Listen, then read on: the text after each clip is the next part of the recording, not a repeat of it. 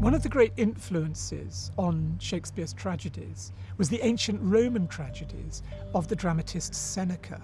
Seneca's plays almost always begin with the ghost of someone who has been murdered coming back and ordering someone else, maybe his son, to carry out revenge. That's one of the great themes of Elizabethan drama.